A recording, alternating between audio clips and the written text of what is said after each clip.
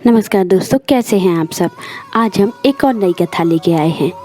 यह कथा एक ऐसे भक्त की है जिसने भगवान जगन्नाथ को अपने भक्ति में लीन कर लिया।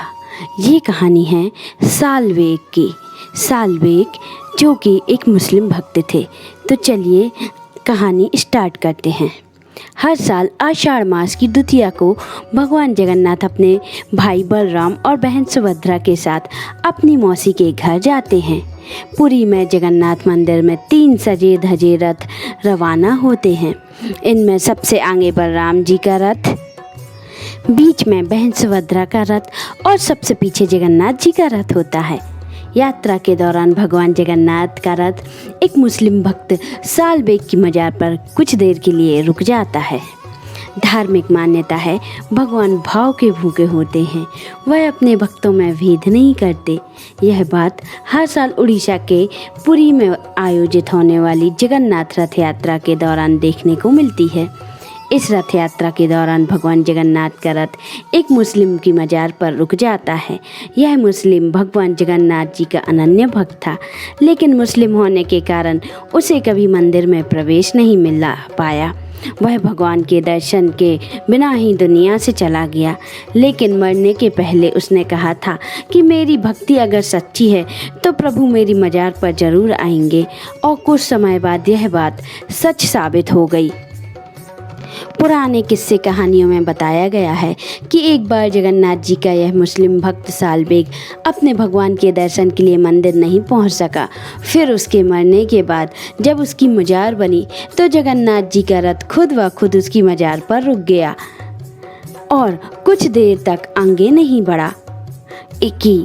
फिर उस मुस्लिम साल्वेग की आत्मा के लिए शांति की प्रार्थना की गई तो उसके बाद रथ आगे बढ़ पाया।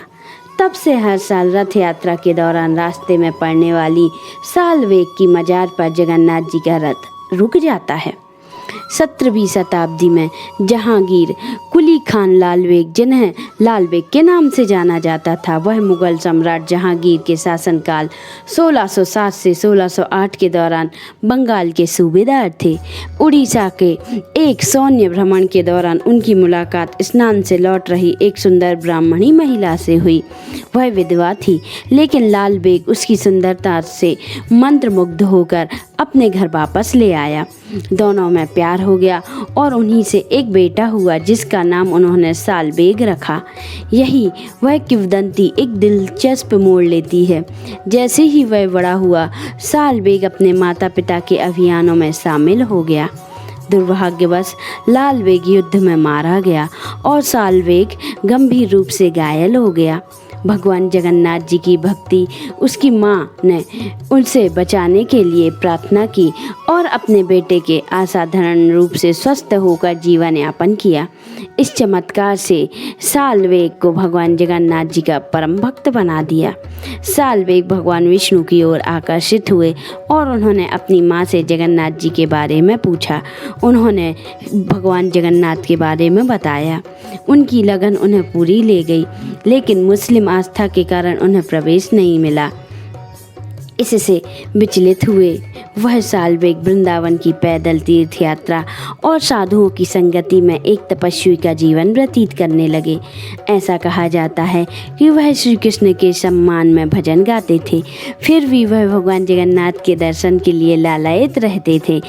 और जब यात्रा में भाग लेने के लिए उड़ीसा लौटते समय साल्वेग बीमार पड़ गए। उन्होंने भगवान जगन्नाथ के दर्शन देने की प्रार्थना की। रथ यात्रा गुंडीचा मंदिर की ओर अपनी वार्षिक यात्रा शुरू कर रही थी। तभी अचानक रथ साल्वेग की झोपड़ी के सामने रुक गया और वह आगे नहीं बढ़ पाया। मुस्लिम भक्त के दर्शन करने के बाद ही रथ अपनी यात्रा की ओर आगे बढ़ा। वह उसकी पहली बार, कोई भी यह नहीं बता सकता कि यह क्या हुआ, सिवाय इसके कि यह अनुमान लगाया जा सके कि ईश्वरीय हस्तक्षेप में अंतर्धार्मिक सद्भाव के उस क्षण को व्यवस्थित किया गया था।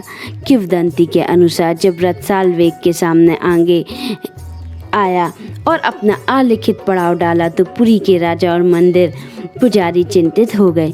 तभी मुख्य पुजारी के स्वप्न आया जिसमें भगवान जगन्नाथ अपने प्रिय बालक की प्रतीक्षा करते हुए दिखाई दिए। यह सालवेग के लिए एक महत्वपूर्ण क्षण था। घटना के बाद मंदिर के पुजारियों ने 7 दिनों तक रथ पर ही सभी अनुष्ठान संपन्न किए। 7वें दिन के अंत में जगन्नाथ जी का एक मुस्लिम भक्त दर्शन के लिए पहुंचा। इस बार किसी ने भी सालवेग को भगवान को सम्मान देने से नहीं रोका। सालवेग 17वीं शताब्दी की शुरुआत के सबसे महान उड़िया धार्मिक कवियों में से एक के रूप में याद भी किया जाता है। हालांकि वे जन्म से मुसलमान थे, लेकिन भगवान जगन्नाथ के प्रति उनकी भक्ति और उनके द्वारा लिखे गए भजनों ने उन्हें हिंदू देवताओं के लिए भक्ति संगीत के क्षेत्र में अमर बना दिया। उनके भजन आज भी गाए जाते हैं और उनकी कहानी सभी धार्मिकों के लोगों के लिए प्रेरणा है। अब हर साल रथ सालवेग की मजार के सामने रुकता है। यह सरल कार्य इस बात का गहन उदाहरण है कि कैसे मनुष्य और ईश्वर के बीच अटूट विश्वास जाति, पंथ और धर्म के विभाजन को दूर कर सकता है। बोलिए भगवान जगन्नाथ की जय। अगर आपने अभी तक हमारे चैनल को सब्सक्राइब नहीं किया है तो जल्दी से आप सब्सक्राइब कर लें, जिससे आने वाले वीडियो आपको जल्दी मिलते जाएं, और नोटिफिकेशन बेल आइकन को प्रेस करें जिससे आपको हमारे वीडियो का नोटिफिकेशन मिलता रहे। और लाइक और कमेंट करना ना भूलें। आप सभी को नमस्कार।